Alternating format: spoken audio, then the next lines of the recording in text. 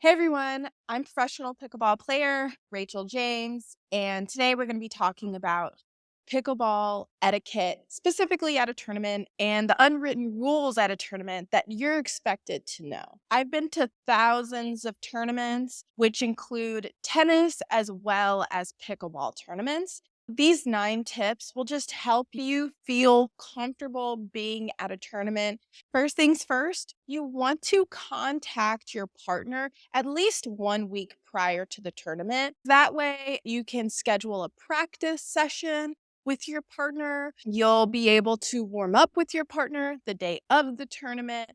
And also, you don't want to get to the tournament and they're a no show. They may have a flight delay. You'll need to contact them. How to contact them? All you'll need is their first and their last name, as well as their age and location. All of that you can get on their Duper or UTR account. And you'll just be able to search them on Facebook or Instagram. Number two is bring a chair. It helps because there's going to be tons of people at this tournament. Thousands of people are going to be there.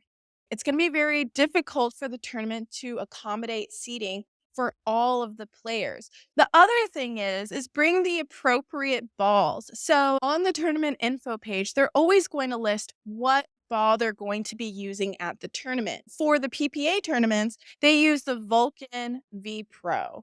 The Vulcan V Pro is a little bit heavier. If you get used to hitting with the right ball, it could be to your advantage and you could come out victorious, and it just puts you in a better position to win the match. Number 3 is you want to get to the site early, getting there the day before the tournament starts to practice with your partner, and then on the day of the tournament, getting there at least 2 hours early. So if the tournament starts at noon, you want to get there at 10 a.m.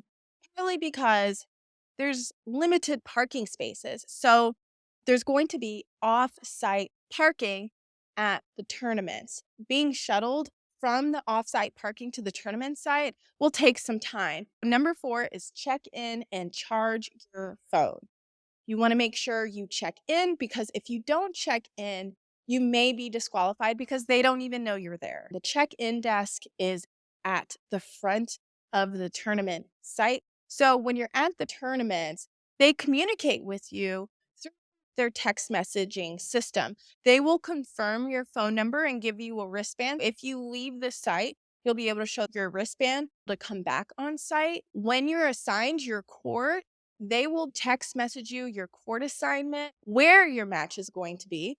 They really don't use the PA system unless you're checked in and you haven't arrived at your court yet. Number 5, court hopping. Because there's so many people there, there are not going to be any practice courts available, whether you're a professional or an amateur player. So when matches are finished and you see the paddle tap at the end of the match, you and your partner can just hop on the court and start practicing for however long. Now, when the players who are assigned that court to play the match are there, they have priority. So at that point in time, you're going to have to hop off the court and look for another court that's finishing to just hop back on.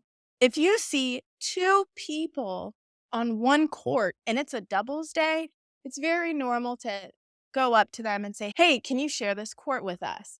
And to that, they'll say yes. If you know it's going to be singles day and you see 2 people on one court, they probably are less likely to share the court, especially if you're a professional player.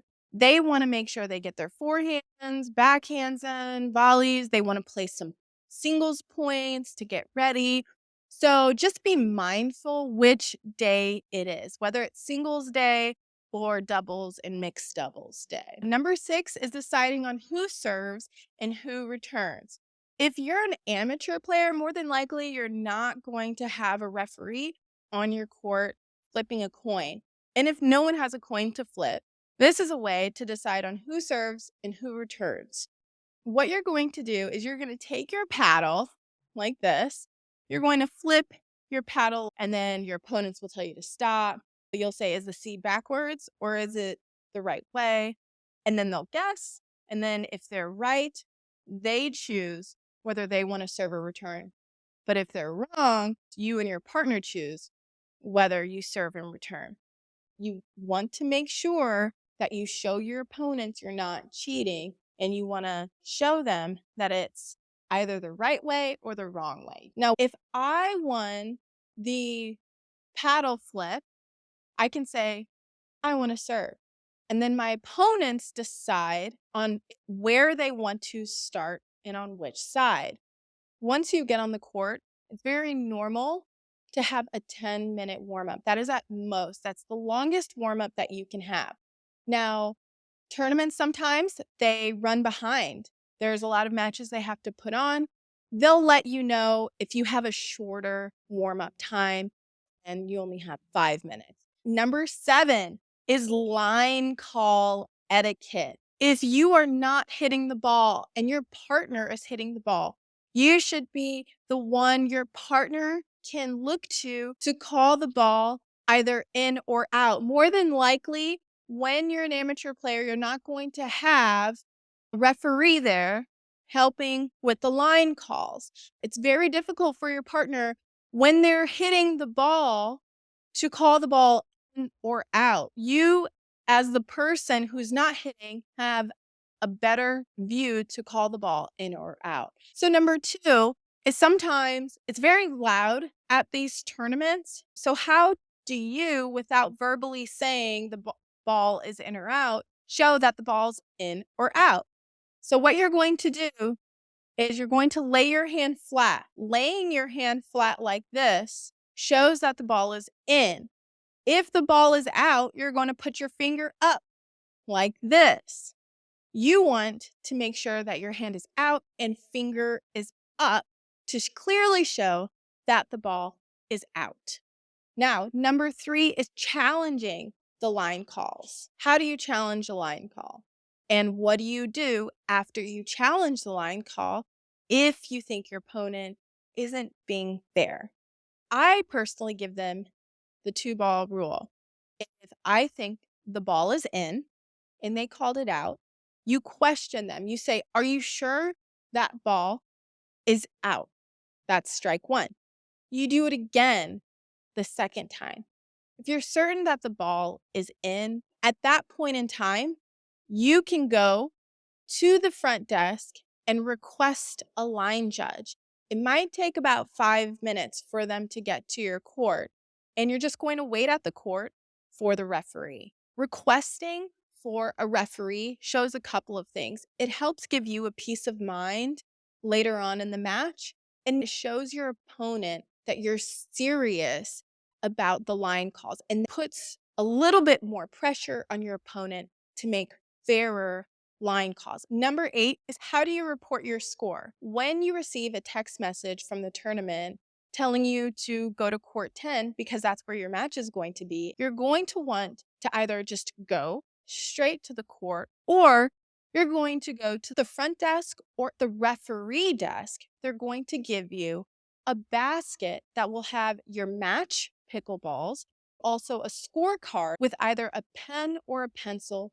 You're going to carry to your match court. After every set, you're going to write down the score. And then once the match is over, you'll have your score on the scorecard that the desk gave you. You're going to put the match balls back into the basket that they gave you, as well as the pen and pencil. And you're going to walk over back to the front desk or the referee desk where they're going to enter in your match score. Then, of course, number 9 is take notes and self-reflect after each match. What you do is you practice, you go into a match and you're tested, and then you give yourself notes on what to work on after the test. And that's really going to be able to help develop your game. And if you have a coach, it's going to be great to show your coach your notes so that they can develop a lesson plan around what you think about your game. So these are the 9 unwritten pickleball rules at tournaments that you're expected to know. And I'll see you in the next video.